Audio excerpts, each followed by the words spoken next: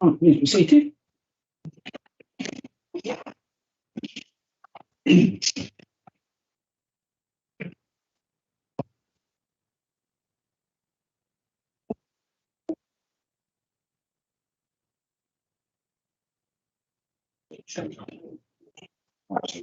Welcome everybody to the full council meeting on the 23rd of February at 6:30 p.m. I'll start with the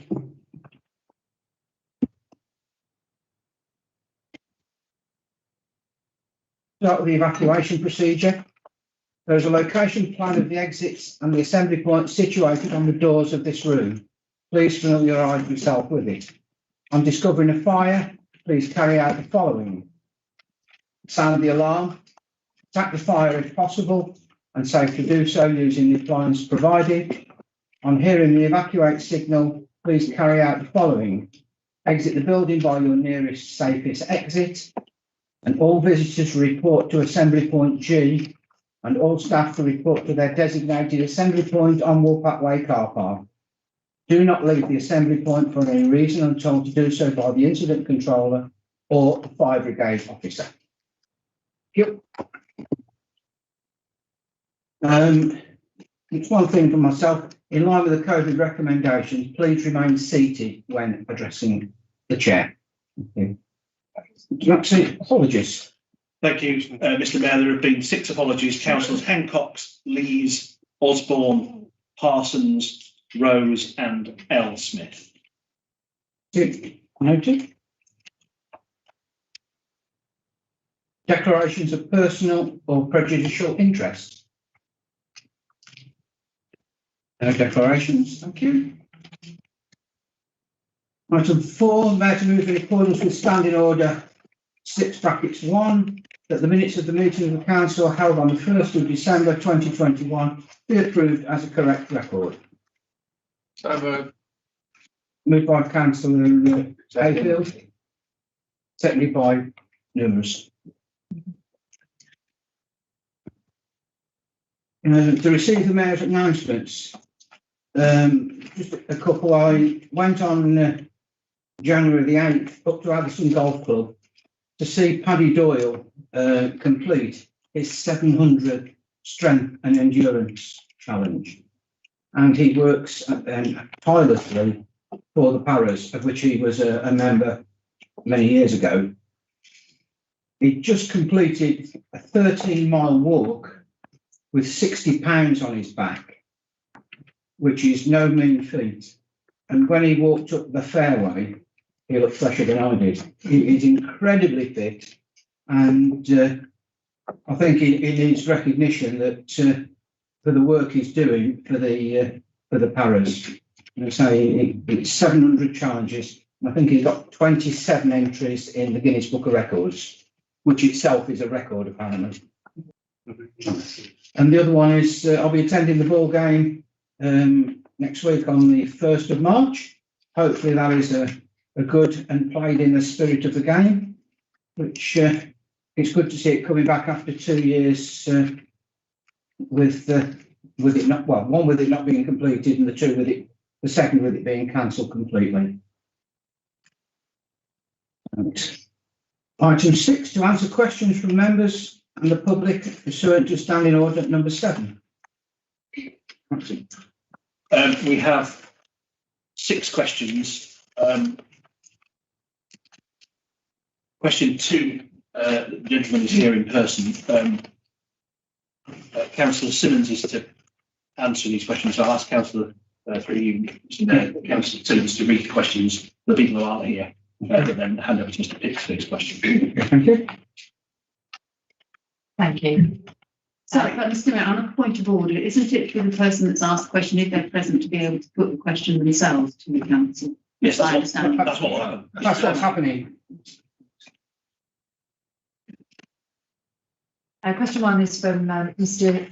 M.K. Jukes, the Disability Officer for North Warwickshire and Bedworth, CLP. So that's your Labour Party group, isn't it? So I've been asked by disabled residents of Aston to contact you in regard to the Aston public toilets and explain the position of local residents. Many of us are extremely dismayed at the planned closure of said toilet block. This is due to the fact that it is a prime location for our convenience, being very central to the town in general, something that doesn't seem to have crossed the minds of NWBC. Is we know also to have a right to keep our dignity intact, which under human rights law is protected along with the Equality Act 2010. I saw mentioned the public being told to use toilets in local cafes and the Co-op supermarket. I'm sorry, but this simply isn't good enough.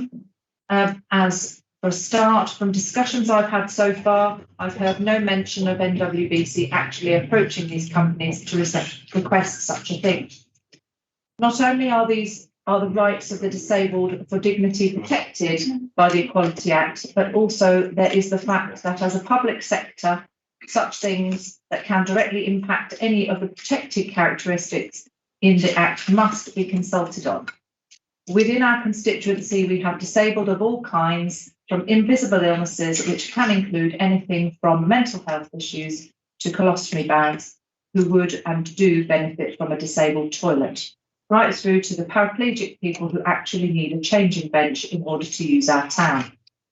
Now, currently, there is nowhere with this facility that I'm aware of anywhere in the borough, so that would place this as a priority to ensure that disabled people can get out even more and use our town.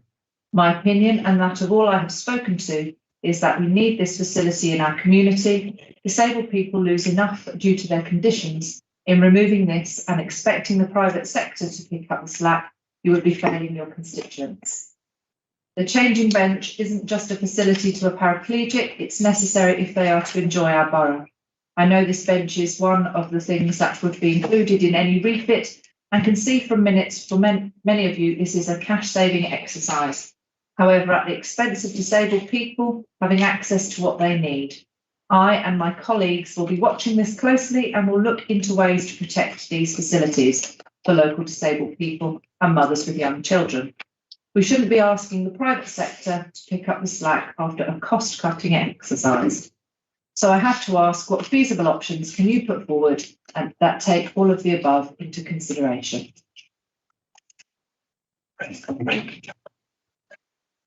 If Fix, would you like to take the chair? If you press the middle and the green light will come on the Along the same lines, I'd like to know how the council can justify closing the only public toilets in the town when the area is trying to attract new tourism, trade, and change people's travelling habits, i.e. using public transport going to the town.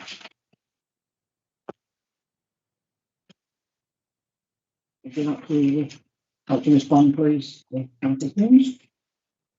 you to those that submitted questions. The council has taken the difficult decision to close the public conveniences in Station Street, Aston, due to the costs of continuing to operate and maintain them within the pressures of the council's budget. While the capital costs of making essential improvements could be partially met through grant funding, the ongoing revenue cost remained prohibitive. The council has not taken this decision lightly and has explored other options for keeping the toilets open. One of the reasons why this decision was taken is because alternative public facilities exist within a short distance from Station Street. The site here at the main council offices, Athelston Leisure Centre and the Memorial Hall. Both these provide safe, accessible facilities within fully staffed public buildings, free from the antisocial behaviour which affects standalone public conveniences.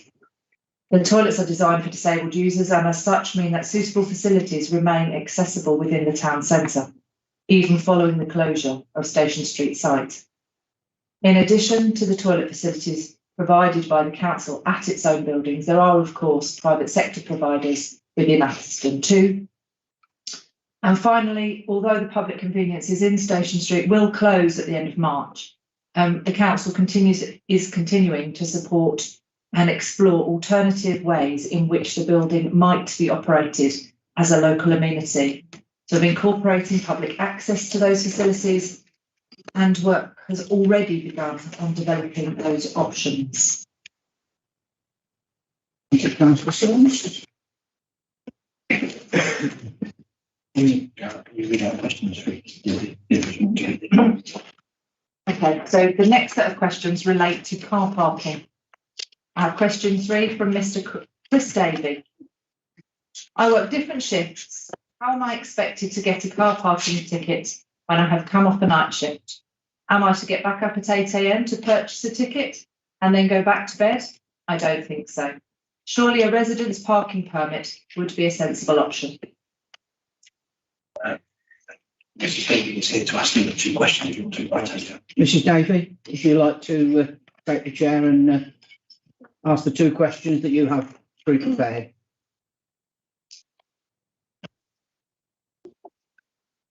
If you touch the middle where it says push, the green light will come on.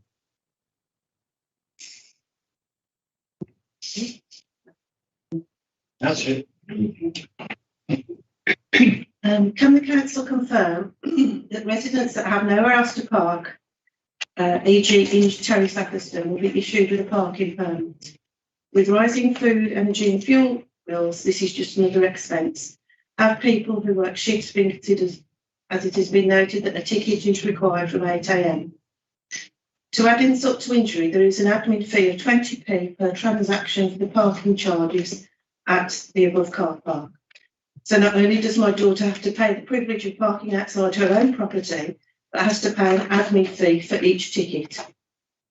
Please sort a permit out as a matter of urgency for constituents that have nowhere else to park. These parking charges have not taken into consideration the constituents who have nowhere else to park. Would you like to read your second? Yeah. Did the Borough Council consider the needs of all Atherstone residents to park their cars when they introduced on-street parking enforcement and access to parking permits? There are some houses, e.g. Inage Terrace, which were built without any parking facilities, but these residents are not eligible to apply for parking permits. Why are these residents excluded? How can the council justify a charge of £150 per quarter for such permits when the actual cost of administering and issuing such permits must be far less? Is it the intention of the council to make Atherstone a less affordable place to live for residents who are not fortunate enough to have a place to park their cars? It has also been noted that for the 2 free hours you receive, a ticket needs to be issued, meaning residents who work shifts on days or on days off will have to be up before 8 AM to display this. Would you do this? Ringo has gone live today. I'm trying to purchase the free 2 hours. There is no option for the ticket. There is also a charge of 20p for using the app. This is not displayed on the boards. Is this an admin fee? Thank you. Councillor Simmons, if you'd like to respond. We have another question from Alexandra Phillips. My question is in relation to the parking charges, which are soon to come into force across the borough. What considerations and financial allowances are being put in place for those that A, work within the areas where parking charges will soon be implemented, where the cost of parking is detrimental to their finances and could be seen as an additional tax on their wages, and B, those who have caring needs which require long-term visitation of external personnel for their care needs, and for which the new car parking charges will reduce the time of care that they're able to attain or an increase to already high care costs. Again, thank you for your questions. I know that there have been some issues that have been dealt with over the last couple of days in relation to the app. The council has been working for some time to bring civil parking enforcement to tackle dangerous and disruptive parking within the borough. And in order to manage the consequences of the implementation of CPE, the council has brought in new parking regulations for its off-street car parks. Those changes will increase the efficiency and availability of parking within the whole borough. While free parking has been retained in all car parks, some charges have been introduced to partially offset ongoing maintenance and enforcement costs. Residents in such areas as Inage Terrace will be able to continue to park overnight in the council's long stay car parks free of charge. Charges apply during the day from 8 till 6, but the 2-hour charge-free period are also available in that time. Tickets don't need to be displayed in the vehicle as long as the user has registered the stay in the Ringo app. We understand the impact on shift workers and other customers in a similar position, and we're currently working with our technology provider to see how the process for regular users might be simplified. The app is free to use, and the only cost of parking is charged, meaning parking costs, including free periods, are the same whether obtained via the app or at the pay and display machine. The 20p charge you mentioned is within the app itself. The app user can opt for reminders on SMS, which is levied at 20p, but this is entirely optional. For that, you need to look in the account settings and go to notifications and switch them off if you don't want to pay the 20p. For residents and visitors who need to park during the day for work or other commitments, the season tickets are available at less than 2/3 of the standard charge. Thank you, Councillor Simmons. Thank you. We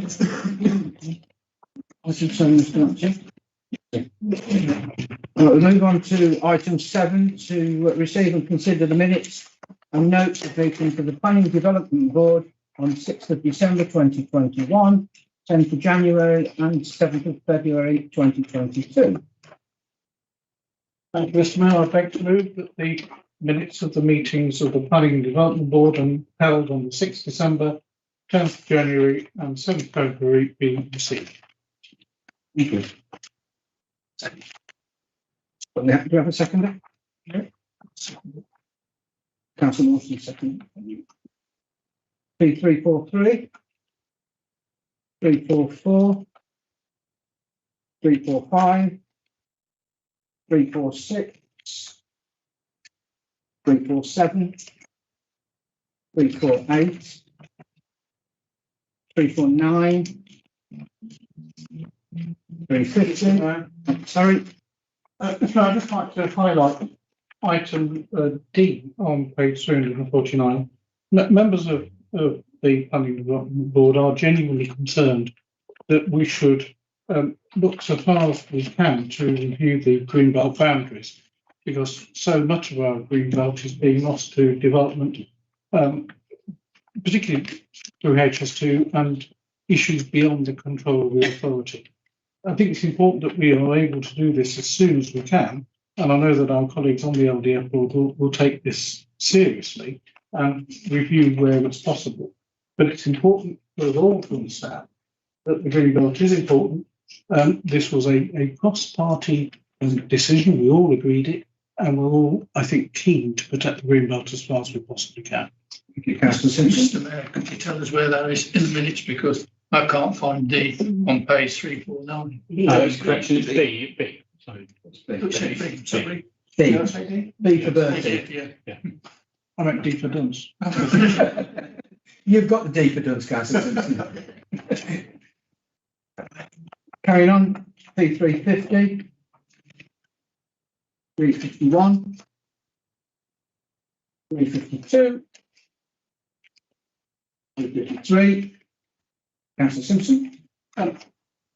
Mr. Mayor, it's on page 352 and page 353. It's the two items dealing with the consultation issues for Lindbridge Road, Sutton Coldfield, and for land to the south of Elmsall. Both of these are applications being made to neighbouring authorities, which will have a very significant impact upon different areas of the borough. The subcommittee or the working group has met, and we have agreed responses, and I have to say it again, a unanimous response from all parts of the political side of the council. I think that both of these issues show just how much the Planning and Development Board is concerned about development at the extremities of the borough. There is almost no part of North Warwickshire where someone else isn't trying to build right up to the edge of the authority, and where that development will have significant implications for the council in terms of noise, pollution and traffic. we have to take these issues very seriously. And I'm sure the whole of the council will be relieved to hear that the Planning and Development Board and our officers are doing that. But we need to be ever vigilant because our borough is massively impacted by what our neighbours are looking to do. Thank you, Councillor Simpson. Continuing P353, 354, 355. Councillor Riley, Do you want me to stand, Mr. Mayor, or are you happy to sit down? I'm happy for you to sit. Okay. I prefer you to sit, to be honest, because that was the, Thank you, Mr. Mayor. I refer to item 47, which is the Transport and Works Act order for the relocation of a tunnel into Water Orton for HS2. Mr. Mayor, can I recognise the excellent work of the Chief Executive and the officers of this council in terms of their efforts to challenge HS2 about this arbitrary decision and indeed to bring HS2 to the position they are having to follow lawful due process. As you can see, Mr. Mayor, the consultation is open till the 3rd of March, and if any member would like to join myself and Councillor MacDonald in contacting the Secretary of State to oppose this relocation, please do contact me. They are fundamentally against it. thank you, Councillor Riley. Any further comments on that? Councillor Simpson on that. Sorry? Oh, Councillor Simpson. Thank you, Mr. Mayor. I would only say I think Councillor Riley is being particularly modest on his own and Councillor MacDonald's behalf, that they have equally been extremely diligent and done a significant amount of work to highlight the impact that this issue will have on their wards. So, yes, I think we do need to thank our officers, but equally, we've got some extremely hardworking local members doing the same job as well. Thank you, Councillor Simpson. P355. And finally, P356. Been moved and seconded. All those in favour? Sorry. I'm sorry. Yeah. Now, could I move, if there's time, the minutes of the Planning and Development Board held on the 6th December, 10th January and 7th February be adopted. Seconded by Seconded again. Councillor Lawson. This time, all in favour? Anyone to the contrary? That's unanimous. Thank you.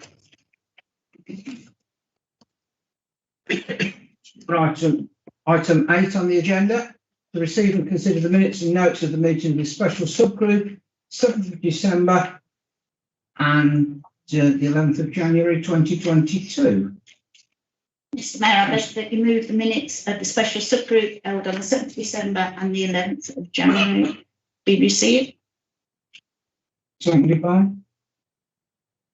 I'll second it. Seconded by Councillor Tony Clews. P357. Mr. Mayor. Sorry. Councillor Simpson. Thank you, Mr. I won't sit down on this occasion. I'd like to speak particularly on item number 18, the staffing issue. And I accept that the discussion was held in private session, but I'll restrict my comments to the public note of that and say just how welcome the decision to have an additional planning enforcement officer is. The enforcement team is currently a very small team with enormous demands on their time. They are working as diligently as they possibly can, as is the rest of the planning team, to meet those demands. But the need for enforcement, sadly, is ever growing. And the more resource that we can have in this area to meet the expectations of residents is very welcome. We do need to do this, and I'm delighted that Special Sub was able to agree. Councillor Denise Clews. No, I'm sorry. This is one. Mr Mayor. Oh, sorry. Councillor Clews goes last. Oh, sorry. Councillor I'd Dervick. just like to echo what Councillor Simpson has said. Our planning department works extremely hard to make sure that we conform to all of the legal responsibilities that we have as a council as regards planning is concerned. They are stretched further than it is reasonable to expect of them. They do a very good job, and all the indications are that they are going to get more and more demands on them in the future as planning applications come through, both within the borough and around the borough. And I really welcome the fact that this has been supported. It was a request from across the benches for further support for the planning department. And quite honestly, I see this as being really the start of extra staffing, extra resource for that department, because I don't think we are going to be able to fulfil our legal duties as a council indefinitely with the resource that we have. Thank you. Councillor Dirks. P358. Sorry. Oh, sorry. Thank you, Mr Mayor. I'd just like to endorse what Councillor Simpson and Councillor Dirks has said. We've been in need of an extra enforcement officer for a long time now. And I know that the Massett Parish Council, who I attend meetings to, will be really glad about this news, as they have a lot of enforcement needs in their area. Thank you, Mr Mayor. Thank you. Right, P358. Councillor please. Mr Mayor, may I move that the minutes of the special subgroup held on the 7th of December and 11th of January be received? Seconded by Councillor Jens. All those in favour? Be adopted. Any to the contrary? That's unanimous. Thank you. Right, item 9 on the agenda, to receive and consider the minutes and notes of the meeting of the Community and Environment Board held on the 17th of January 2022. Thank you, Mr Mayor. May I move that the minutes of the Community Environment Board, 17th of January 2022 be received? Thank you. P359. P360. And, oh, sorry, So Councillor Moulton. 360, it's item let's have a look where glasses don't work when I work now. 28, the leisure facilities. If we just heard from the closure of Addison toilets, where are these people going to go on bank holidays if the leisure service is a bit short on bank holidays? Has arrangements been made for? Oh, sorry, I Councillor was just Huffman. now I was going to respond. Okay, thank you. Anybody else wants to speak on that item? Oh, yes, sorry. Anybody else speak on that item? Councillor Duff. No, thank you very much. Yes, absolutely a good point there, but quite often facilities aren't open every year, every day of the year, even if when the toilets are open. So I will investigate whether it's possible to just have the facility open, but it may not be. I will look into that. Councillor Lawson, thank you. Thank you. Let me know, will you please? I will get back to you. P360 and P361. So, Yes, Mayor, may I move that the minutes of the Community Environment Board, 17th of January 2022 be adopted? seconded by Councillor Marion Humphreys. All those in favour? Any to the contrary? Unanimous, thank you.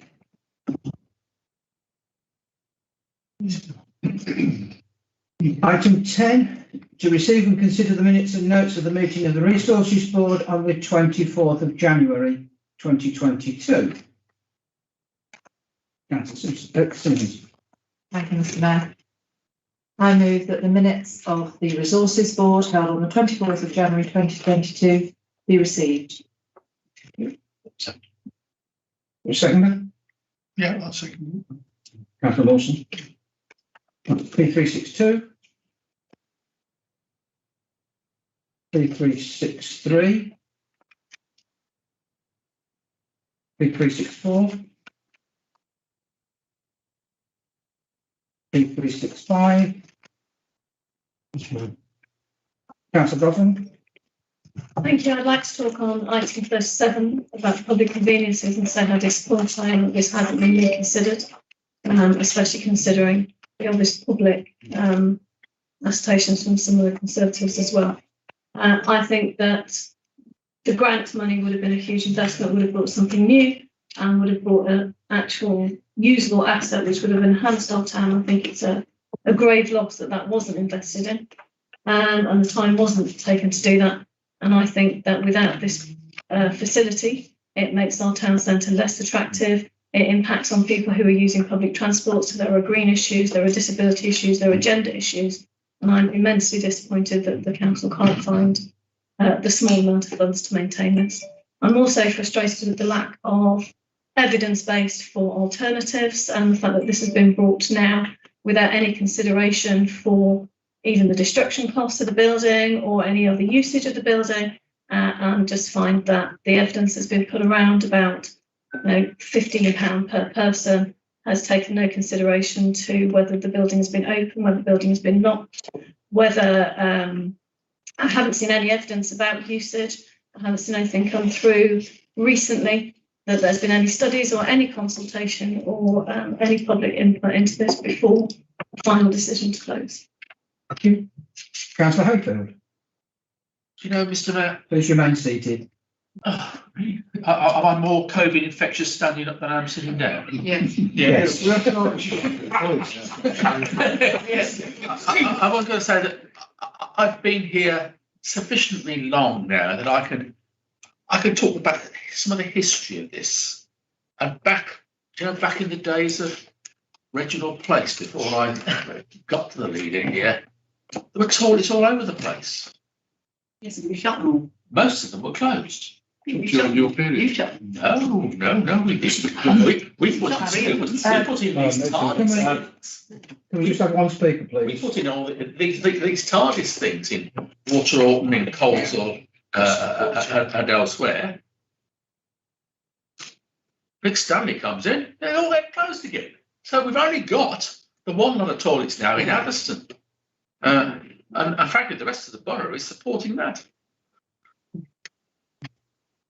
I would say, Addiston Town Council, just have a think about this. Councillor Phillips and Councillor Chambers. Yes, thank you, Chair. I remember the time too. Yes, well, it's, I remember the I can't quote the figures because I can't remember this big one time ago, but I know it was a considerable mortgage on the council to pay for the TARDISes, and it was, well, I think it was costing something like about £10 to £15 a visit. So that was the reason for getting rid of them. They weren't cost effective. They just didn't. There was no. I mean, I remember the meetings vaguely when we was looking to putting them in, and how this was going to be cost effective, and how it was going to make a profit for the borough. But this never occurred, and there was very few vandalised. But you did knock the one down in Coleshill, the ancient one. And I think somebody said you kept the bricks, but I'm not quite sure. Not you kept the bricks, but I think you stored them. I wouldn't be surprised if you kept the bricks. I know you like these things, so you have a tendency. But anyway, we go off the subject. I think it's getting off the subject there. It was just to say that they weren't cost effective. It wasn't just mixed standard that closed them, but it was the fact that they were not effective. And they were costing the council, besides the fact that they were costing the amount of money that 60k a year or something I've got down here, but to run these things plus the running costs that we have to pay, and that was the reason for getting rid of them. Councillor Chambers. Thank you, Mr. Mayor. I think we have a justified reason for rejecting the resolved recommendations of the Resources Board. Firstly, on the basis of the answers to the questions that have just been put to the council insofar as what was actually as resolved items that they were going to close. What we've heard is that alternatives are now going to be explored rather than they're going to be demolished and they have no future. But I think the other reason I would suggest that we reject the Resources Board is that I think a number of quite false assumptions were made in the underlying rationale that the Resources Board and the members had in front of them. And the first of these was that the use of these toilets and their social value in proportion to the costs of maintaining them was disproportionate, and it was costing us far too much. And because we don't have a statutory duty to provide public conveniences to our largest market town, which is a catchment for a much wider visitor population, including the bus services, then that's a reasonable reason to shut them down. And then the second premise was that there are adequate alternatives and that these have been properly explored, and that it's perfectly okay for people, particularly those that have to plan their journeys and their days out. And we all know who those people are. We've been on those coach journeys with those people, that they have to plan their days out quite carefully around access to these toilets. And then the third assumption is that it's possible for us as a council to effectively signpost where these alternatives are, and that we can go on doing that right through bank holiday periods during our big events that happen in the town, and this will be adequate for what local people and all the visitors need. Now, I think that this notion of the cost of the £15 per visit that was put in the paper is clearly nonsense, because if you work that out, that means that there are less than 3 visits a day to the Atherstone public conveniences. And I can tell you, as a town councillor for Atherstone that went on a visit to actually see these premises, there were at least 3 people waiting to get in while we were going through and visiting each of the facilities. There was 2 mothers with toddlers, and there was also an elderly gentleman sitting on the bench waiting to get in. So it must be that more than 3 people a day are visiting those public conveniences. And the fact is, nobody's actually been counting those visits. There's no data at all to justify that claim. And the other point I would make is that there's been no consideration of the hidden costs of providing these alternatives. On a bank holiday, and there are a number of big events that attract about 8,000 people at a time, Dickens, annual ball game, the Queen's Jubilee is coming up in June, the cycle tours, all of these things, the car show. You have to provide sanitation for 8,000 people. If you actually ask these commercial providers of Portaloos and you say we want 3 days of a year, they will give you a figure about 11,500 to provide enough sanitation, according to the Purple Guide, the Section 18, I'm told, plus VAT, which is about what we're actually spending at the moment, which is about £15,000 to keep just the disabled facility open. So I think there's some false premises that have gone into and arguments have gone into the papers that the resources members have considered. And I think it needs to be reappraised. I think there needs to be a stay of execution in relation to the closure of this important facility. And I do believe that this notion that the kind of people I'm talking about, particularly the disabled and the more vulnerable, the elderly, the idea that they'll be able to use an accessible app and our website to navigate their way around where these facilities are and whether they'll be open is just not true. I mean, we've found with Dickens and with other things that people will complain if the public conveniences were shut, which on one occasion they were, and they didn't know that there were other facilities available. So we've got a very short window of time. If we really want to celebrate the Queen's Jubilee in this borough, what are we doing to enable that to happen? What we're doing is closing the only public convenience, and we're making bank holidays and events like that socially exclusive to those that can use and get into the private facilities. And I challenge you, the Resources Board, to actually name where these private facilities are, where the kind of disabled access is as good as it is currently in the Atherstone public convenience. We visited it, it's not bad, it's not perfect, but it's got a good 10 years left in it. And this idea that you're going to have to pay £120,000 or £100,000 to replace it immediately, again, is a nonsense. So I would argue that we should not accept the resolution of the Resources Board in relation to that item, and that we should ask for a stay of execution, which takes account of the formal reply that you've given to some of the questioners about the closure of these facilities. Thank you. Councillor Simpson. Thank you, Mr. Mayor. I'm just trying to put my head to get clear that somehow we should keep the toilets and Atherstone open to celebrate Her Majesty's Jubilee. That's got to be the most stretched argument I've ever heard. It's like Councillor Hayfield. I've been here long enough to remember a lot of these debates. I didn't hear any of those comments from members of the Labour group when they were proposing to close all of the other toilet facilities in the borough.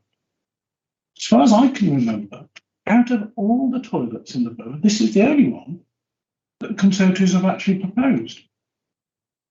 And also, I'm delighted to hear what Councillor Phillips said, because, you know, he justified the closure of the toilets elsewhere on the basis that they were not cost effective. Mr. Mayor, what does anybody think the justification for closing these toilets is, if not that they're not cost effective? It can't be, you know, we did it 10 years ago, so forget, ignore it. The reality is that the authority is in difficult financial straits and these facilities are underused. There were plenty of uses in all of the other toilet facilities, but we had to make a difficult decision then, in the same way as we're having to make a difficult decision now. I'm also curious, Mr. Mayor, if some of the councillors opposite haven't got a copy of the Constitution, because I thought it was pretty clear what a resolved item was and how members who had a genuine concern, rather than a political one, to discuss an issue would have turned up to the committee that was making the decision. I am surprised that members can honestly sit as opposed to stand and make the comments now when they didn't come to the finance board when the decision was actually being made and there was an actual real opportunity to influence debate. It's always good, isn't it, to cry wolf after the event? And that's what we're having here. And I do wonder why, if this is such an important issue, why some of the councillors who spoke tonight didn't actually go to the resources board and make that argument. Now, I'm not trying to say that any of us took the decision lightly. It's important and we do care about whether these facilities are available or not. And I absolutely understand that it is an inconvenience when the conveniences are not available. But this is hardly something that North Yorkshire Borough Council is doing in isolation. And I know the government are trying to make resources available, but as with everything else, the resources that the government are making available are inadequate to deal with the problem. Do you honestly think that if we could have got the cash somewhere else, we wouldn't have taken it and done it? And just one final comment. Councillor, you're absolutely right. We were assured that the bricks would be retained. And I remember asking at the time when the toilets in Coleshill were removed that we actually get those bricks out of storage and rebuild the listed wall as it was. Only to be told, nobody remembered. It's only you and I that remembered the bricks were supposed to be retained in the event that the loo was no longer there and we could rebuild it. There you go. I'm glad I was wrong. Councillor Mawson, you've already spoke. Point of explanation, Chairman. Mayor, Mr. Mayor. Point of explanation. Okay. Councillor, right.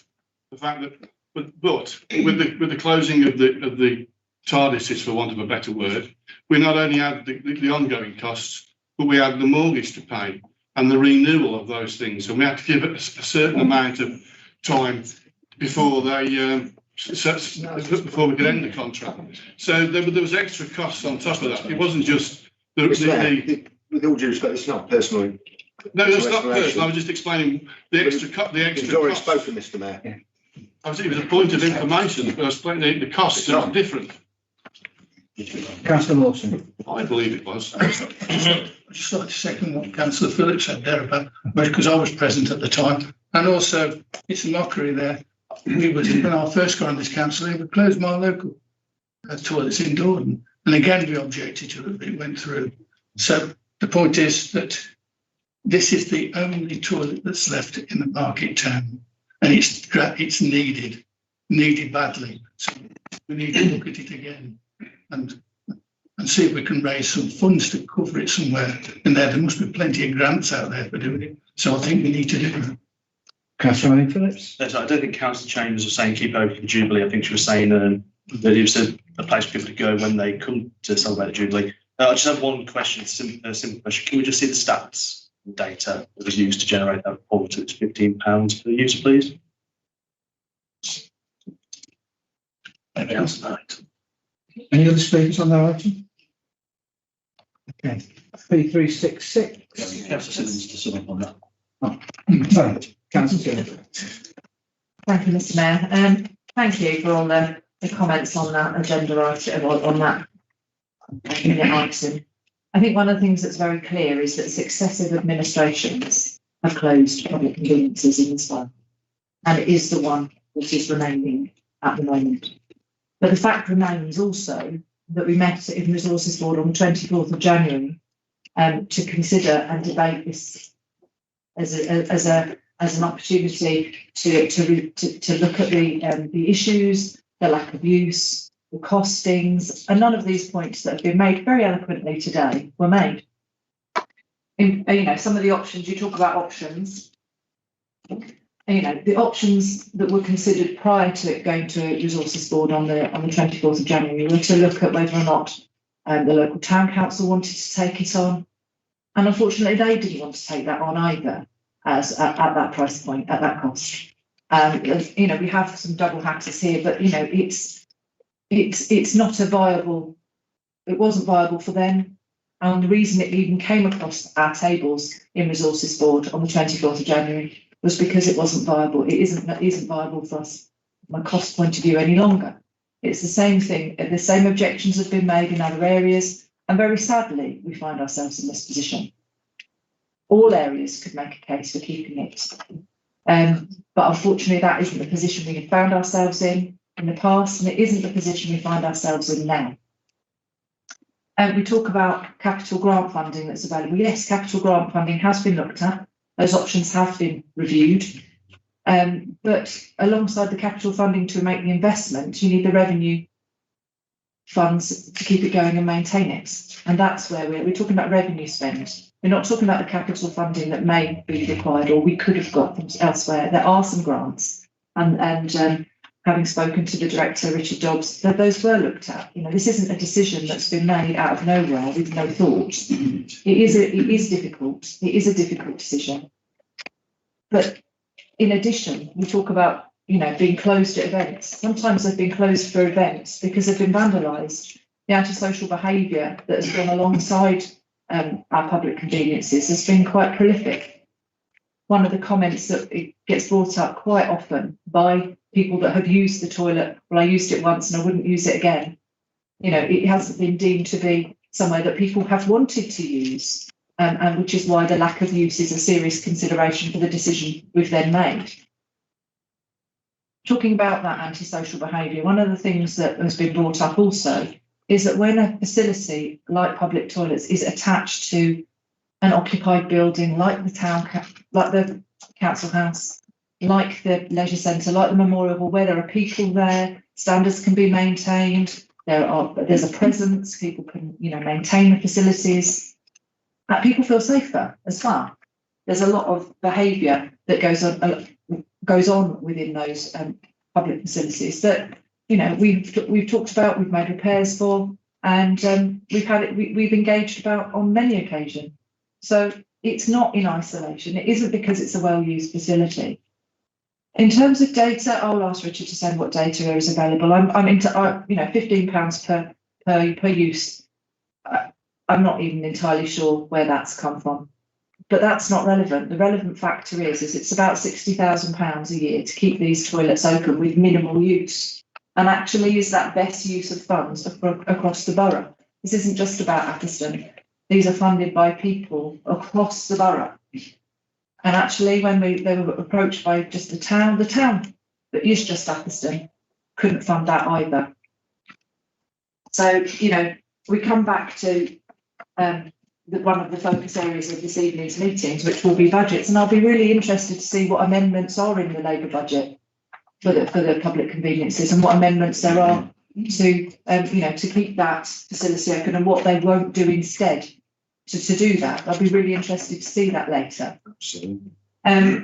So I think that, when we talk about antisocial behaviour, we talk about lack of use, we talk about providing and signposting, yes, our other facilities.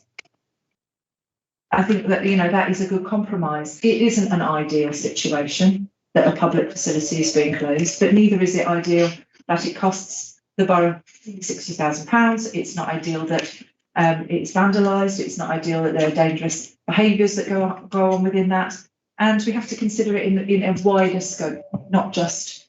And when we talk about events, lots of the events provide Portaloos, as Councillor Jackie Chambers mentioned.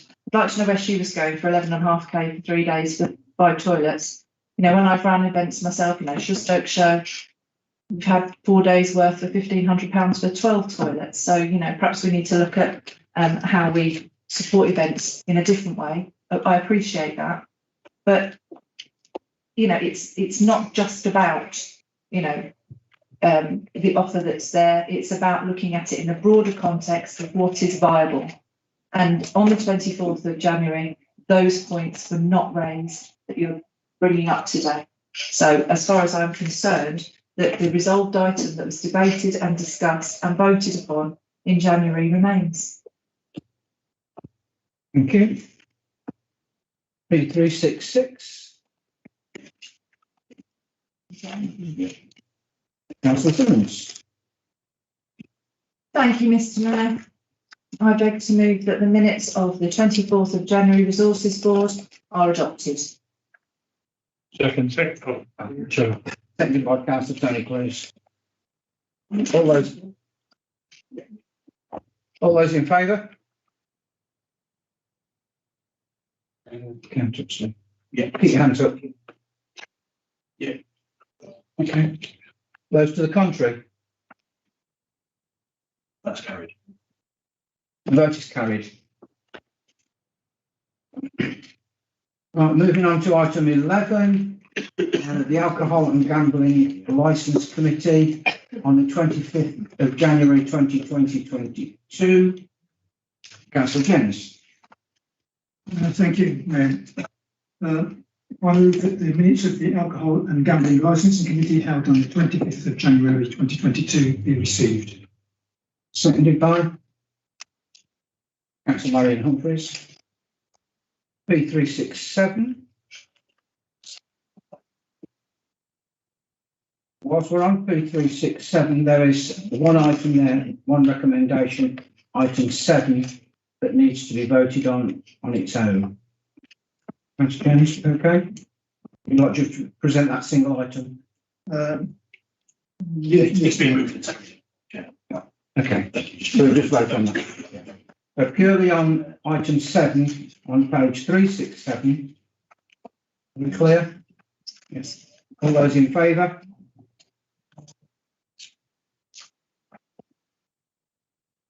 Those to the contrary?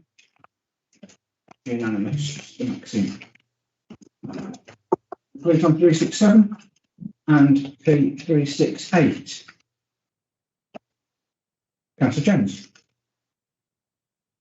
Thank you, Mayor. I move that the minutes of the Alcohol and Gambling Licence Committee held on the 25th of January 2022 be accepted. Second. Seconded by Councillor Moss. All those in favour? Those to the contrary? Unanimous. Thank you. Moving on to agenda item 12, which is the tax to receive and consider the minutes and notes of the meeting of the Taxi and General Licensing Committee on the 25th of January 2022. Councillor Jennings. Thank you again, Mr. Mayor. I move that the minutes of the Taxi and General Licensing Committee held on the 25th of January 2022 be received. Second. Seconded by Councillor Moss. P369. P370. Councillor Jones. Thank you, Mayor. I move that the minutes of the Taxi and General Licensing Committee held on the 25th of January 2022 be accepted. Okay, seconded by Councillor Marion Humphreys. All those in favour? Those to the contrary? Moving on to agenda item number 13, to receive and consider the minutes and notes of the meeting of the Executive Board on the 14th of February 2022. I move that the minutes of the Executive Board on the 14th of February 2022 be received. Seconded by Councillor Moss. All those in favour? Those to the contrary? Those to the contrary? Moving on to agenda item number 14, to receive and consider the minutes and notes of the meeting of the Executive Board on the 14th of February 2022. Councillor Wright. Thank you, Mr Mayor. Can you remain seated, please? I move, it's just doesn't feel right. The minutes of the executive board held on the 14th of February of this year be received. And while I'm proposing that, I give notice that we have an amendment to minute number 47, 48 and 49, which we will circulate when we get there. Seconded by Councillor Hayfield. P371. P372. Just circulate those amendments. Yeah. This way.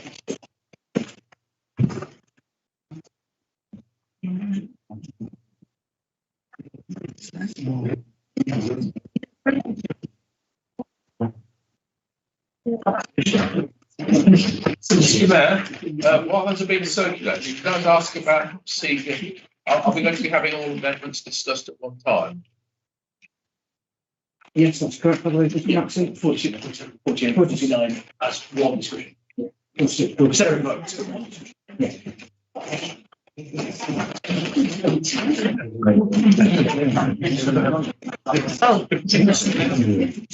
Mr Mayor, can we adjourn for 10 minutes? Yeah, sure. While we discuss this. It's proposed that we adjourn for 10 minutes for discussion.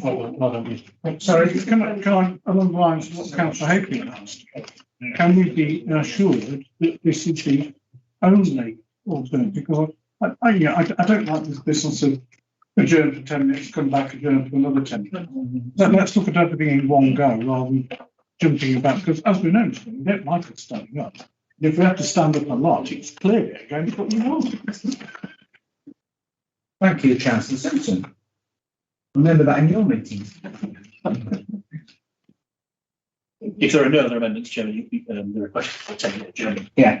Are there any other amendments? Not at this time. No. It will Rather depend on there are, the there are. information that we've been given. On the information we've been given. We can't So there's a request from guess what we've been. Councillor Mawson for a 10 minute agenda. Okay. 10 minutes. Adjournment. Adjournment. even. Adjournment. Okay, thank you. Okay,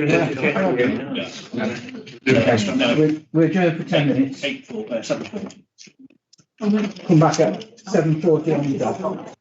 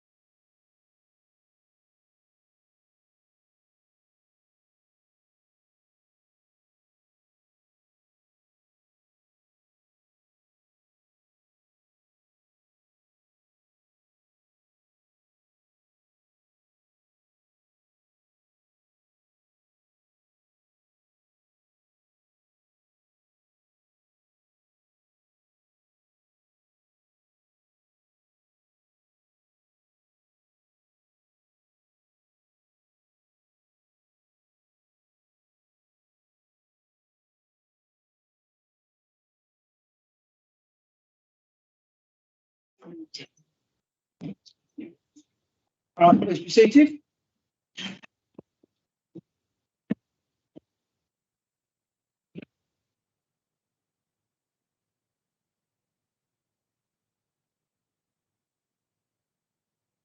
So, But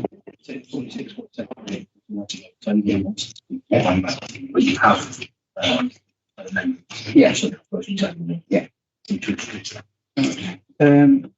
I'm going to take items 46, 47, 48 and 49 into one discussion, and then there'll be individual votes on the 4 items.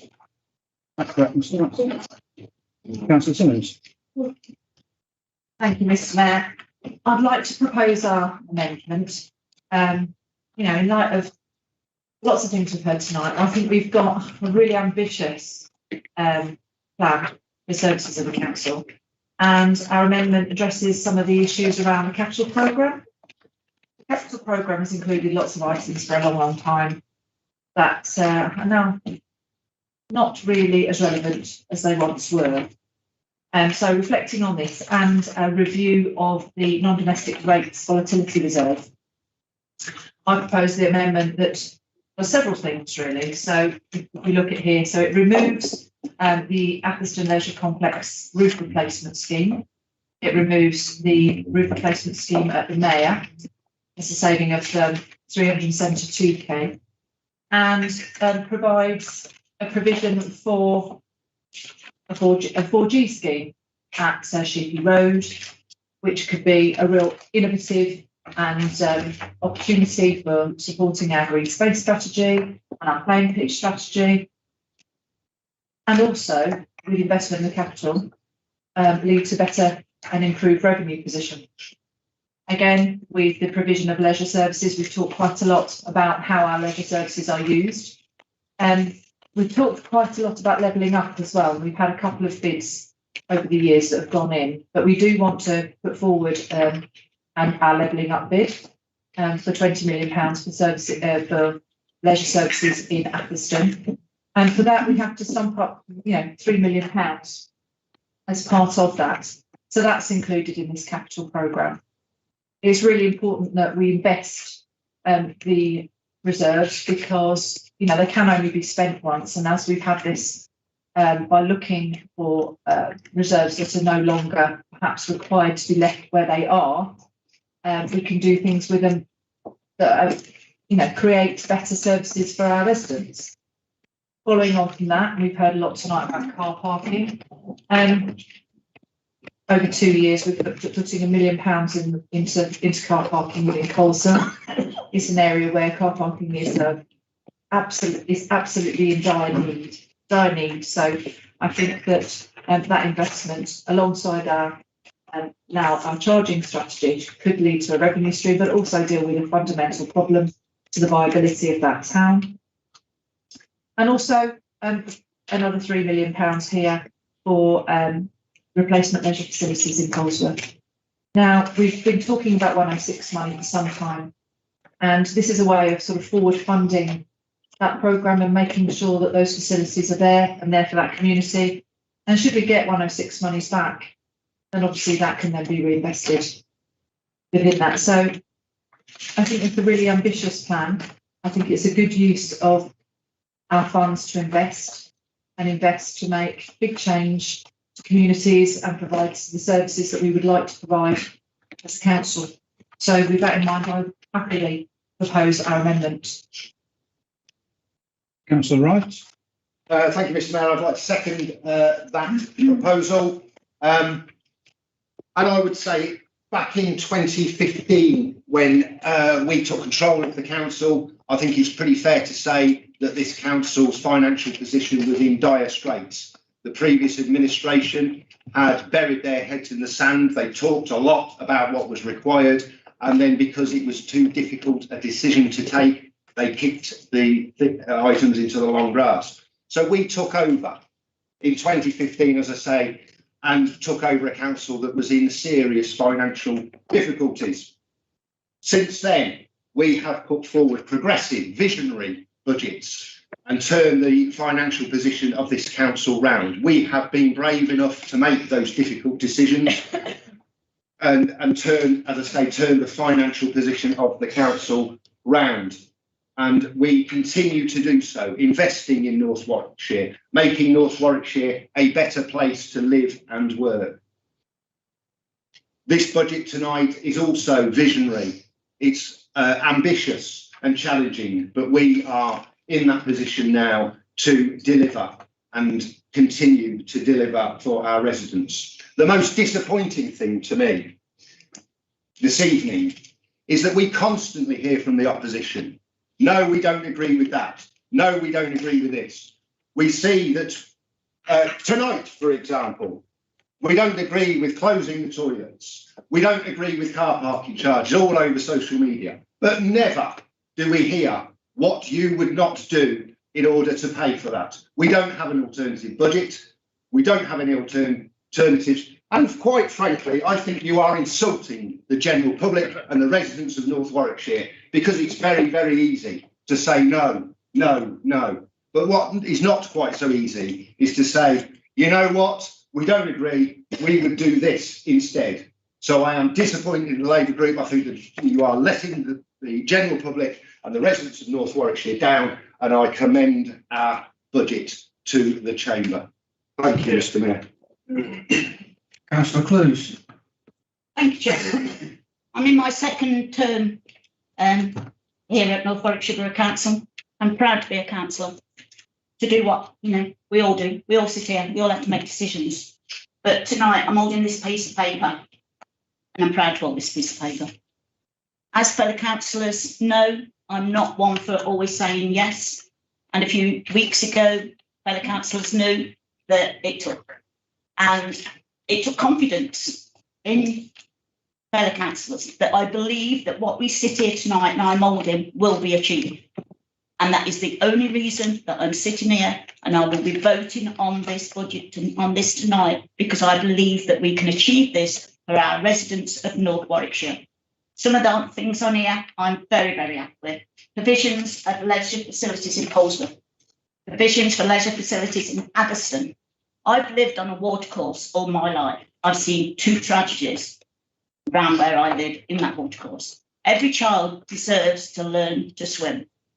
Every child that we've got out there deserves to live an healthy lifestyle. So hopefully the next generation, by the time this is built, will have that opportunity. But also the lifestyle of the people out there are changing. They want to go to the gym. They want to get healthy. But they should have the best facilities that North Warwickshire can provide. Also, I'd like to think that this new leisure centre fought above that, with people that want to get healthy, but have got disabilities that can't use the gym. I sit here myself. I used the gym till it got to a stage I couldn't use it. So hopefully with this new leisure facility that we are going to be bringing to North Warwickshire, there will be things in that gym that also people like me will be able to keep fit. So tonight, yes, I'm happy to sit here with this piece of paper and put my hand up to vote on it. Thank you, Chair. Thank you. Councillor Crossley. Thank you. Considering we have been reprimanded already this evening for not following proper procedure and not being able to present an argument and have discussions about it, to have a Christmas list of amazing things presented to us without any explanation, without any discussion, without any real facts, and with a disclaimer that says this may not even be possible, it's highly dependent on another of things, is a little insulting ourselves. It is obviously incredible. If these things are achievable, absolutely amazing, and we will work hard alongside you to achieve these for our residents, but not at the costs which have been presented at the moment, not at the cost of little cuts and petty little things, and not at the cost of increasing poverty in our borough at the moment. At the moment, the facts are that 19% of our children are living in poverty. The facts are that 14% of our businesses have already faced closure, and over 50% have had to take out additional loans in order to fund their businesses and keep going. This isn't going to support them at the moment. The additional car charges, the additional stealth taxes, the cuts to the most vulnerable that we have seen in supposedly inspirational, ambitious budgets, cutting borough care and cutting green bins and additional taxes and additional payments for our hardworking residents is not going to be alleviated by a wish list of things. They need help now. They are struggling, poverty is increasing, and we are hitting with stealth taxes and higher council tax. 20% cap on the parking charges for key workers and residents would only cost this council £16,000. You could alleviate a lot of the pressure that's causing poverty now for 16 grand. And whereas I appreciate massive investment there, it seems like penny pinching to deny hardworking people a reasonable parking charge whilst obviously having the money and the funds to do it. The toilets are similar. We're talking about massive investments whilst again penny pinching on toilets and denying people in a more considerate age than I think the one that we were discussing earlier, where we understand the need for these things, and the last toilet as well, which is important. And we are denying people that access. And I love the investment, I really do. This is absolutely what the Labour group have been campaigning for, is to have those ambitious plans and to have this ambition to not be wasting money year after year after year. While I've been on this council, which again is my second term, 2016, I'm aware that things like the Memorial Hall have cost hundreds of thousands of pounds year on year on year. If that had been used, £1 million put into the Memorial Hall in 2016, imagine what we could have brought to this, to the town of Atherstone and to the residents, instead of just keep throwing the same kinds of cash at it. So I am delighted to see this, but we cannot support it while poverty is increasing and while our residents are going to be paying the price over the next years for a wish list that we don't even know from item G is actually achievable. Councillor Hayfield, then Councillor Chambers, then Councillor Simpson. Thank you, Mr. Mayor. Well, if that was the leader of the opposition's budget speech, I'm astonished. That was the best they could do after a year to come up with the new with budget proposals. There's nothing that, I mean, yes, you like our projects. You talk about what the Labour could be campaigning for years. I don't recall any of that in cabinet. Even in Councillor Farrell's wish lists years ago that used to come forward. At least they were proposals for an alternative budget. There's nothing here. And we're putting investment into the capital programme where there is capacity to do that. And these projects, they're not a wish list. These are all achievable within our capital project. They've been costed. They've been gone through with the finance officers. We know we can do this. We're going to do this. I haven't said that additional car parking spaces in Coleshill. Wow, yes, we certainly need that. It's revenue that we've got an issue at the moment. It's revenue that's tight for us, it's difficult for us, which is why our investment here is coming in this. The increasing poverty business, 19% of children in poverty. I'm not quite sure really where in our budget we're affecting poverty levels in children. I think we're confusing national concerns and national politics with what we're trying to do here in North Warwickshire. We're all about, as a local council, trying as best we can to provide facilities for our residents and to improve facilities for our residents, build new ones. All about that. And we're trying to do it through the capital programme where we know we've got the capacity to be able to do it. We've got less latitude in the revenue budget, which is why we've had to take some different decisions on that in the past. But I am really happy with this budget. I think I could sort of face up to any of my residents and say, actually, we've done pretty well with this budget. I'll commend it. Councillor Chambers. Thank you, Mr. Mayor. I think one of the problems we've got with this is that there have been plenty of opportunities to take some of these proposals and the ambitions to start them in 23-24 and look at their affordability through various boards, the C&E board, the resources board, the executive board, and what we've been landed with is a sort of, being bounced into a set of proposals that all those boards, in the spirit of true democracy and debate, we've not had an opportunity to have a look at or explore in any detail. And as for the leader of the council suggesting that this has been a visionary council that has done its best to improve the lives of local residents, and this is an ambitious investment for the future, you know, the cuts that have been made and the charges that are imposed for borough care, for car parking, for green bins, for the leisure services being handed over to a private sector in Arley, you know, all of those things have gone on under this authority's administration.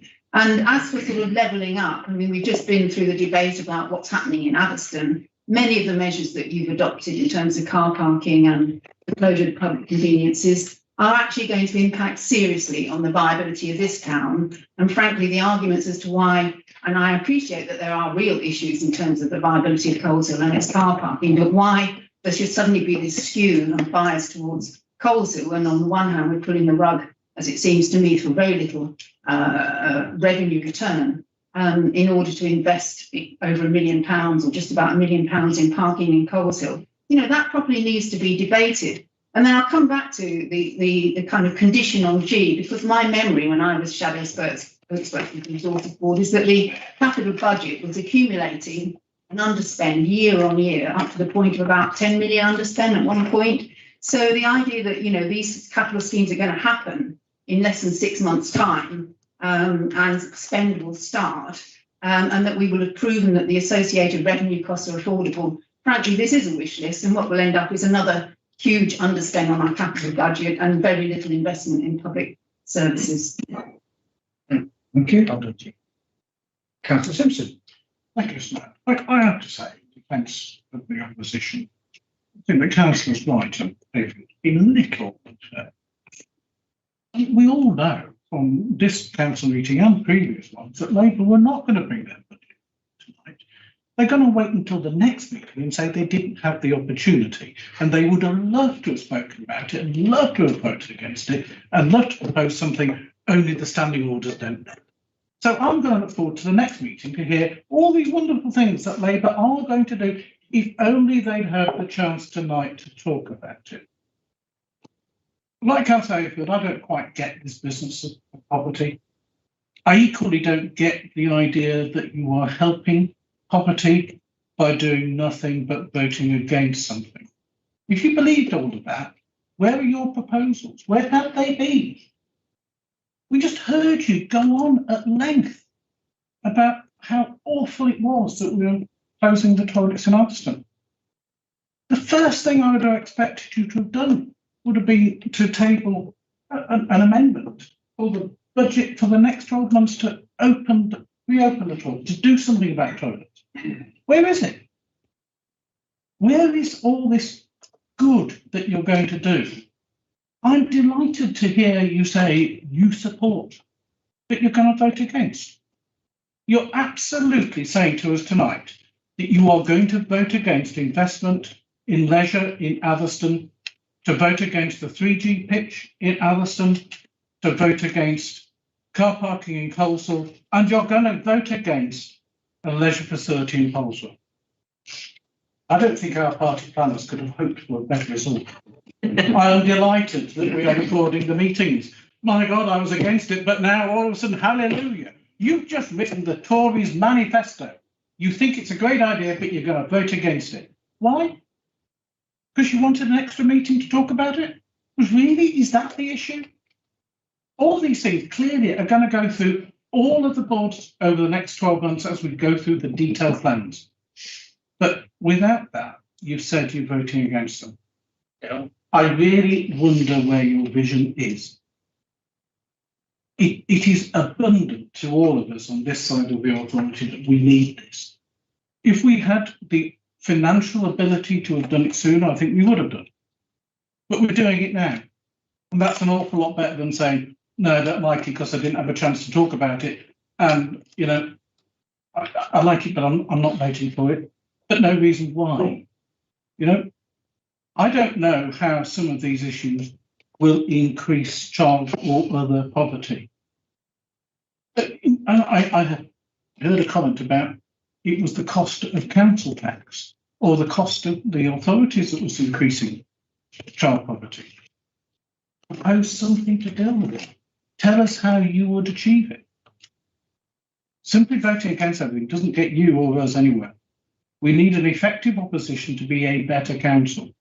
Saying no is not effective.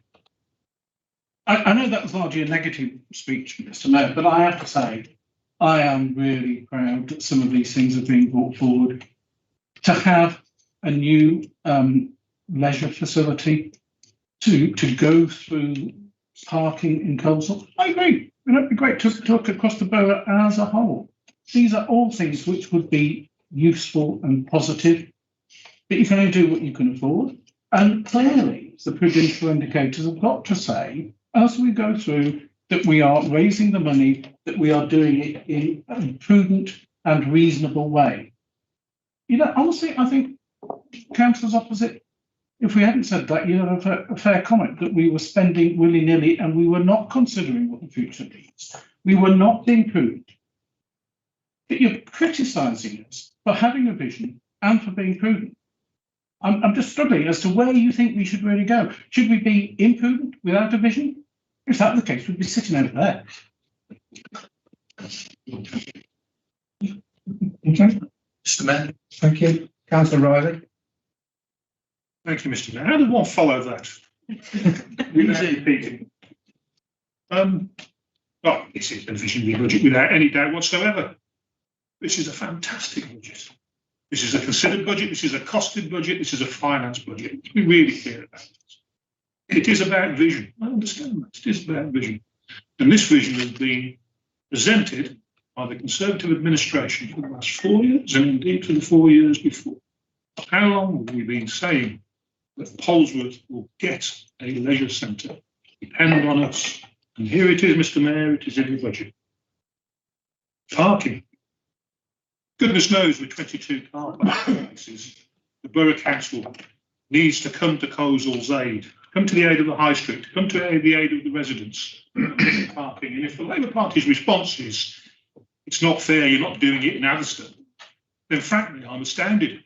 If the Labour Party is so fixated that all they can talk about now in a borough the size of North Warwickshire is purely Atherstone, then, as Councillor Simpson says, it lacks consideration, it lacks vision, it lacks breadth. So, Mr. Chairman, I commend the budget. It's brilliant. Councillor Riley. Councillor Mawson. Thank you, Mr. Mayor.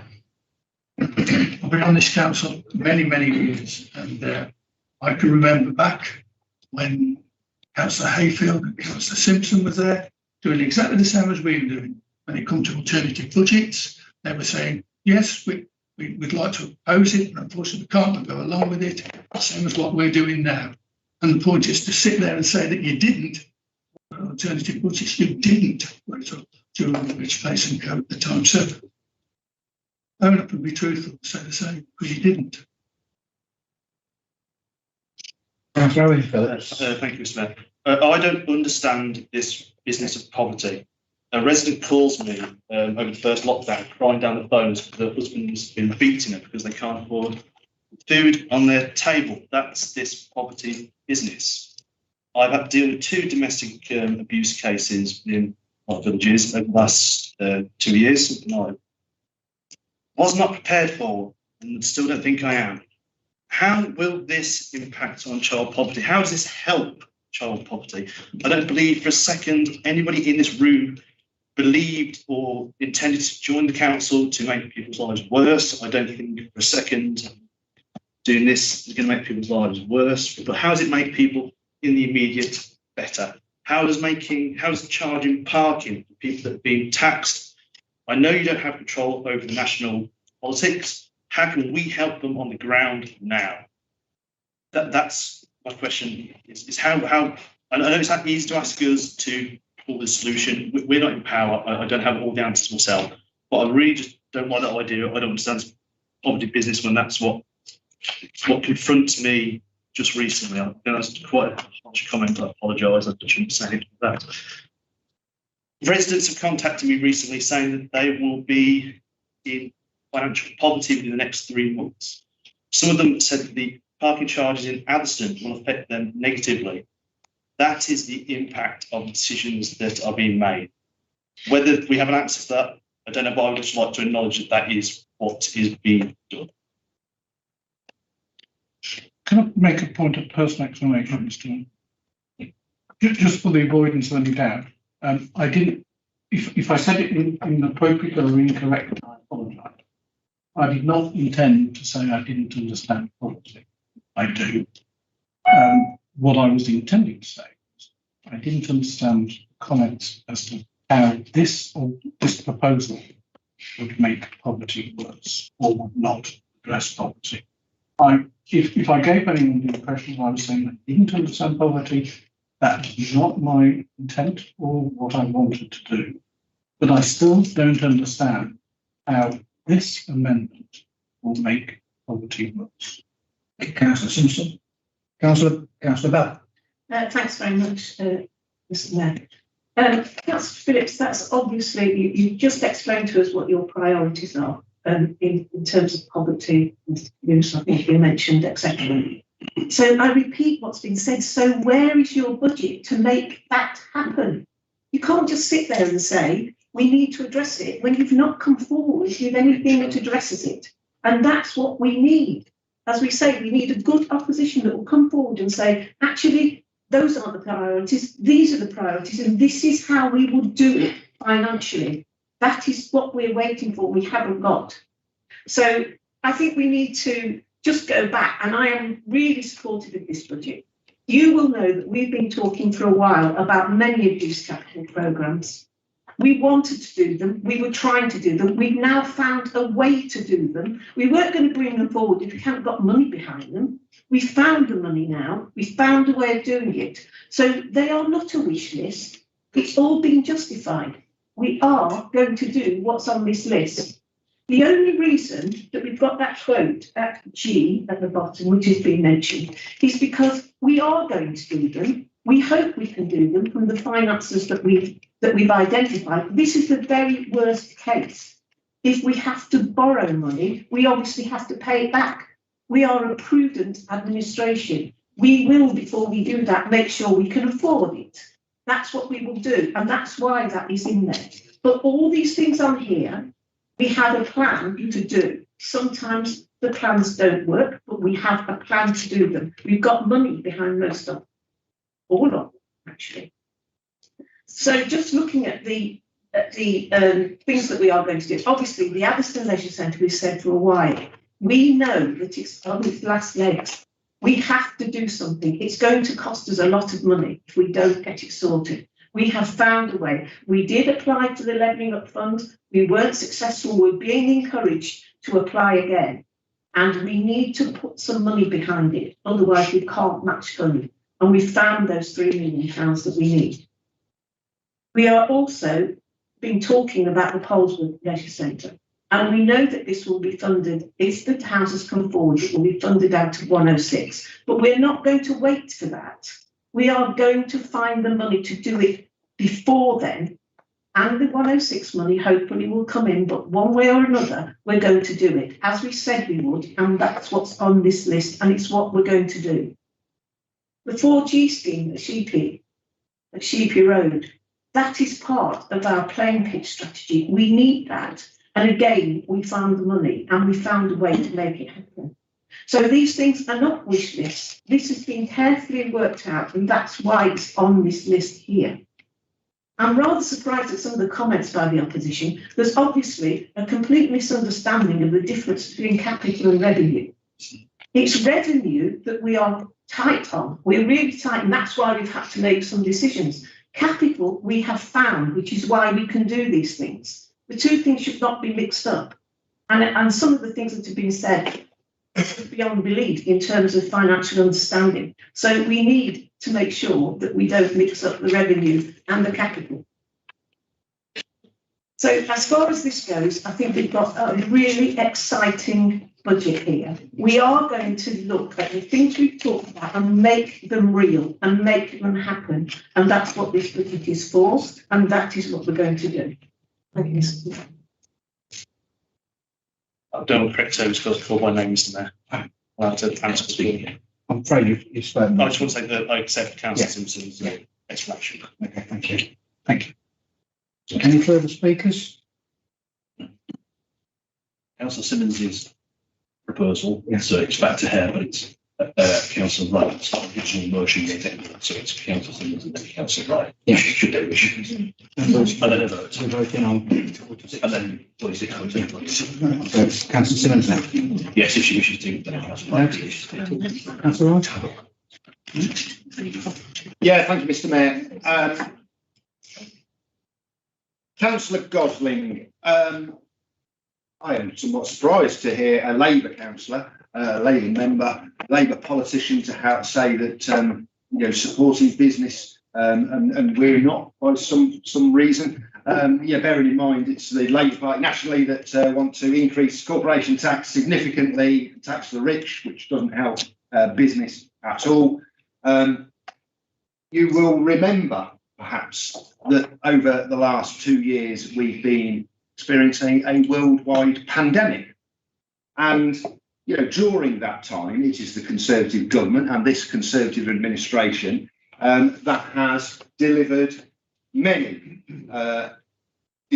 grants. So this council alone has administered in excess of £25 million in grants, and it is the innovative policies that we developed for the discretionary grants that helped those very businesses that wouldn't qualify for the non-discretionary grants. We came up with the plan. We helped many businesses, including in the events, hospitality, self-employed, taxi drivers, hairdressers that didn't qualify. They didn't have business premises, they were mobile or whatever, but we came up with those policies, and this council has, as I say, administered over £25 million in grants. And I think that's something this council should be very proud of, particularly as we were the top performing council in the West Midlands region and one of the top performing councils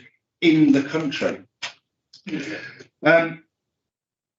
As already been said, you talk about how are we going to achieve. I think it was Councillor Hayfield that said, I would remind the opposition that, of course, this budget has been fully costed and approved by our Directorate of Resources.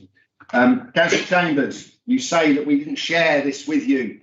That is a somewhat naive view. You've been a councillor for some time, and I wouldn't expect the Prime Minister, for instance, to share his budget prior to budget day, nor would I expect the opposition to share their budget proposal prior to budget day.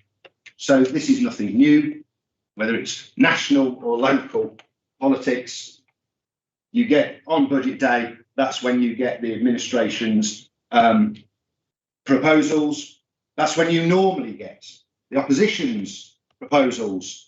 But as I've already alluded to, sadly not tonight, sadly for this chamber, sadly for the residents of North Warwickshire. So again, I commend our budget and look forward to the vote, Mr. Mayor. Thank you. 46.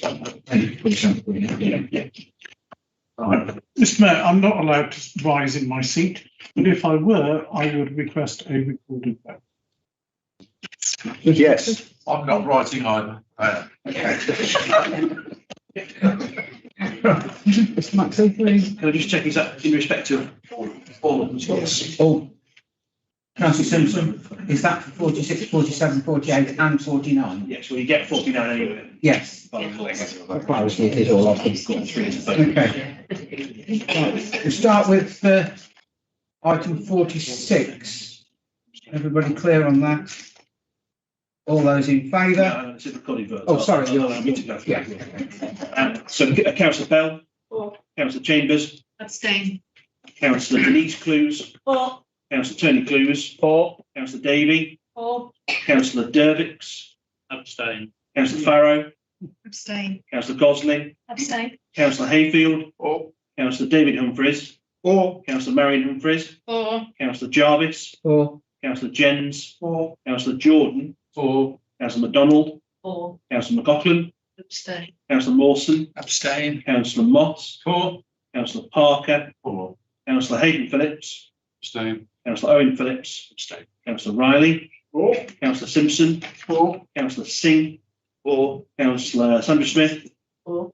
Councillor Simmons, For. Councillor Andy Wright, or Councillor David Wright. For. That's carried. Okay.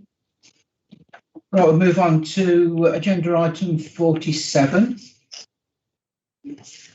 Councillor Bell, For. Councillor Chambers, Abstain. Councillor Denise Clues, For. Councillor Tony Clues, For. Councillor Davey, For. Councillor Dervix, Abstain. Councillor Farrow, Abstain. Councillor Gosling, Abstain. Councillor Hayfield, For. Councillor David Humphreys, For. Councillor Marion Humphreys, For. Councillor Jarvis, For. Councillor Jens, Councillor Jordan, For. Councillor MacDonald, For. Councillor McLaughlin, Abstain. Councillor Mawson, Abstain. Councillor Moss, For. Councillor Parker, For. Councillor Hayden Phillips, Abstain. Councillor Owen Phillips, Abstain. Councillor Riley, For. Sorry, just bear with me, I've got mine. wrong. Councillor Simpson, For. Councillor Singh, or Councillor Sandra Smith, For. Councillor Simmons, For. Councillor Andy Wright, Councillor David Wright. For. That's carried. Right, item 48. Mr. Maxey. Councillor Bell, For. Councillor Chambers, Against. Councillor Denise Clues, For. Councillor Tony Clues, For. Councillor Davey, For. Councillor Dervix, Against. Councillor Farrow, Against. Councillor Gosling, Against. Councillor Hayfield, Councillor David Humphreys, For. Councillor Marion Humphreys, For. Councillor Jarvis, For. Councillor Jens, For. Councillor Jordan, For. Councillor MacDonald, For. Councillor McLaughlin, Against. Councillor Mawson, Against. Councillor Moss, For. Councillor Parker, For. Councillor Hayden Phillips, Against. Councillor Owen Phillips, Councillor Riley, For. Councillor Simpson, For. Councillor Singh, Councillor Sandra Smith, Councillor Simmons, For. Councillor Andy Wright, For. Councillor David Wright. For. And finally, 49. Councillor Bell, For. Councillor Chambers, Abstain. Councillor Denise Clues, For. Councillor Tony Clues, For. Councillor Davey, For. Councillor Dervish, Abstain. Councillor Farrow, Abstain. Councillor Gosling, Abstain. Councillor Hayfield, For. Councillor David Humphreys, For. Councillor Marion Humphreys, For. Councillor Jarvis, For. Councillor Jens, For. Councillor Jordan, For. Councillor MacDonald, For. Councillor McLaughlin, Abstain. Councillor Mawson, Abstain. Councillor Moss, For. Councillor Parker, For. Councillor Hayden Phillips, Abstain. Councillor Owen Phillips, Councillor Riley, For. Councillor Simpson, For. Councillor Singh, Councillor Sandra Smith, For. Councillor Simmons, For. Councillor Andy Wright, For. Councillor David Wright. For. That's carried to Mr. Mayor. Okay, thank you, Mr. Maxey. Right, we continue to the minutes now. Yes. 374. Right. Right, with the executive board minutes then, P374. Mr. Mayor. Councillor Simpson? Thank you, Mr. Mayor. It's a resolved item, but I couldn't let item 52 go without saying how welcome this decision is. I rarely agree, I'm sorry to say, with stuff that comes out of the West Midlands Combined Authority, but on this occasion, I think they've actually got it right. They've shown leadership for the region as a whole, and I'm delighted that the executive board was able to support this. Thank you, Councillor Simpson. Councillor Wright and nobody else on that item. 375. On that item. Oh, sorry. nobody else. On that item. Right, to sum up on that Yeah. item. I thank you for your comments, Councillor Simpson. Thank you, Ellen. On a good. The final page, 375. I now move that the minutes of the executive board held on the 14th of February this year be adopted. Motion adopted. Second. And seconded. All those in favour? Any to the contrary? Any abstentions? That's carried. Thank you. Item 14, to authorise the chief executive in accordance with Article 11.05 of the Articles of the Constitution to sign and seal on behalf of the council any orders, deeds, documents necessary to give effect to any resolution of the council, including any passed during part of the meeting which is held in private. Moved. Moved and seconded. All those in favour? Any to the contrary? Unanimous. Thank you.